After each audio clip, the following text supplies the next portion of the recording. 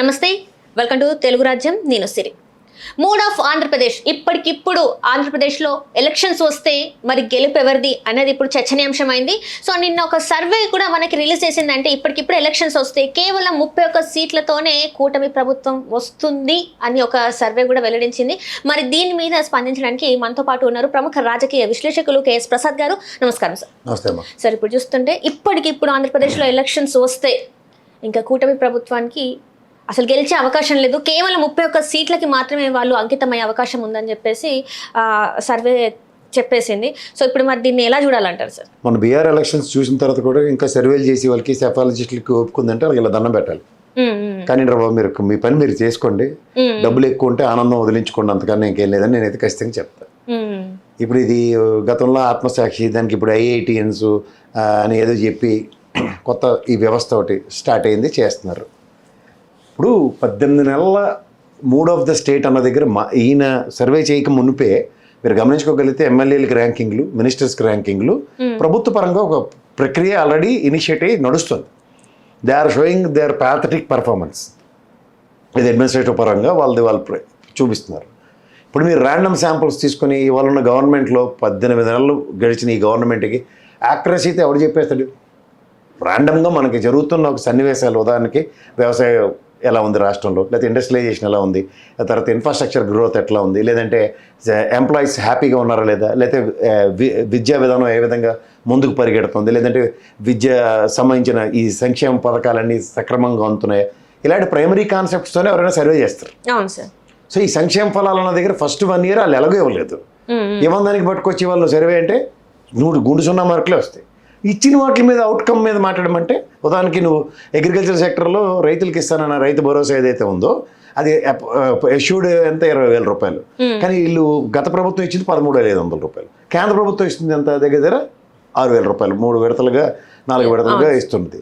So దాంట్లో నువ్వు ఈ సంవత్సరం పాటు ఇవ్వకుండా 2వ విడత 7,000 మాత్రమే ఇస్తే, సో ఆ డిస్పారిటీని, తర్వాత అకాల వర్షాలు, అకాల తుఫాన్లు, దీనివల్ల చిన్న భిన్నమైన వ్యవసాయ క్షేత్రాల్లో ప్రభుత్వ పరంగా ఉన్న ప్రతిచర్యలు ఏంటి, చర్యలు ఏంటి అన్న దగ్గర చర్య లేదు, ప్రతిచర్య లేదు. ఇది మనం ఎక్కడ కూర్చుని ఒక నేకెడ్ అయితే చూస్తున్నా అర్థమవుతుంది. ఎందుకంటే కేంద్ర రాష్ట్ర ప్రభుత్వాల సమన్వయంతో నిర్వహిస్తున్న ఈ ప్రభుత్వ కార్యకలాపాల్లో కేంద్ర ప్రభుత్వం కనీసం ఎంగిల్ చేత్తో కూడా కాకిని కొట్టట్లేదు. గతంలో వచ్చిన మోతా తుఫాన్ కానీ, లేకపోతే హుదూద్ తుఫాన్, ద్వితా తుఫాన్ కానీ, దీనికన్నా ముందు వచ్చిన బుడమేరు ప్రవాహానికి అతలాకుతలమైన విజయవాడ పరిసర ప్రాంతాలు కానీ చూసుకుంటే డిజాస్టర్ క్రైసిస్ మేనేజ్మెంట్ కేంద్ర ప్రభుత్వ ఆధీనంలో నుండి కూడా ఒక్కటి కూడా మనకి తృణప్రాయంగా రానప్పుడు దీనికి దిక్కుమాల డబుల్ ఇంజిన్ సర్కార్లు ఎవరినే తెలిసి కొట్టుకోవడానికి.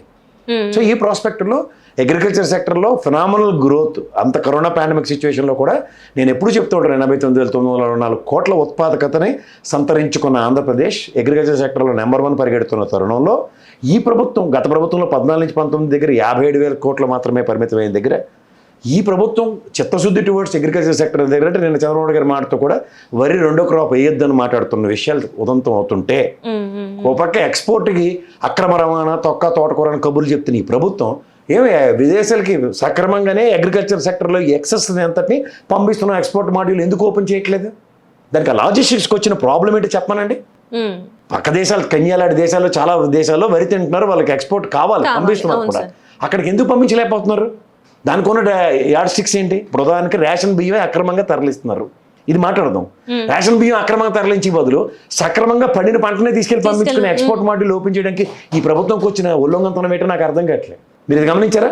సో ఇవన్నిటి మీద అగ్రికల్చర్ సెక్టర్ తీవ్ర ఒడిదుడుకులు ఎదుర్కొంటుంది. ఒక పక్క పంట బీమా, ఇప్పుడు పంట బీమాకి ఉంటే ప్రభుత్వం అకాల వర్షాలు వచ్చినా లేదంటే ఏదైనా బీమా ఉంది కాబట్టి కొంచెం గుండె మీద చేసుకోవచ్చు.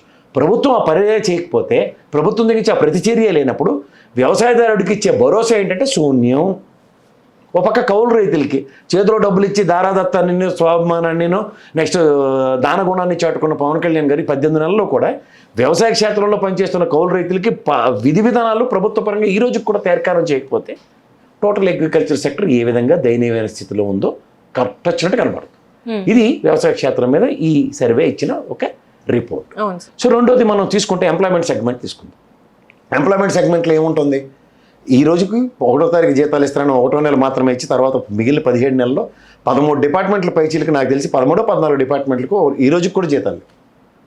కొన్ని డిపార్ట్మెంట్లకి అయితే 6 నెలల పైచీలకి జీతాలు లేవు. లేదు, కాకపోతే వాళ్ళు చెప్తున్నారు కదా పెన్షన్ కరెక్ట్ పడుతుంది, ఉద్యోగస్తులకి 1st తారీఖు వల్ల వచ్చేస్తున్నాయి అని చెప్పేసి మాట్లాడుతున్నారు కదా సార్. సరే వాళ్ళు చెప్పింది మనం వినాలి, విందాం, ఎందుకంటే వాళ్ళు మంచి ప్రభుత్వం రాశారు కాబట్టి.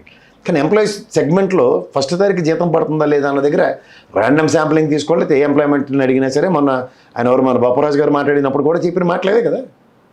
సో ఇవన్నీ వాళ్ళకి ప్రభుత్వ పరంగా మాకేటి సంబంధం లేదు, ప్రభుత్వం మాదే కాబట్టి అంత మంచి ప్రభుత్వం అంటే కుదరదు కదా. ఎట్లాంటి అవినీతి జరగట్లేదు, ఎట్లాంటి అసలు ఏం జరగట్లేదు, గత ప్రభుత్వం చేసినవే ఇప్పటికి మేము ఇట్లా చేస్తున్నామని చెప్పేసి గత చెప్తున్నారు. ప్రభుత్వం ఏం చేసిందో చెప్పాలి కదా. మీరే చెప్పారు బడ్జెట్ సమావేశాల్లో దగ్గర 6.5 కోట్లు 7 కోట్లు దగ్గరండి, బయటకు వచ్చి మళ్ళీ 10 కోట్లు 14 కోట్లు 17 కోట్లని ఇష్టం వచ్చినట్టు చిట్ల ప్యాక్ లెక్కలు చెప్తే మేడ్ చేయాలి. ఆ పనికిమాల పేపర్లో రాసిన దైద్రకోటి వార్తలన్నీ వచ్చి మీరు బయటికి ప్రసార కార్యక్రమాలు చెప్తుంటే మాకు ఆర్థిక మంత్రి చెప్పింది నిజం అనుకుని మేము మాట్లాడతాం. ఆర్థిక మంత్రికే శాంచుటీ లేని మీ ప్రభుత్వంలో ఏ క్రెడిబిలిటీతో మీరు మాట్లాడతారో సార్ చెప్పండి.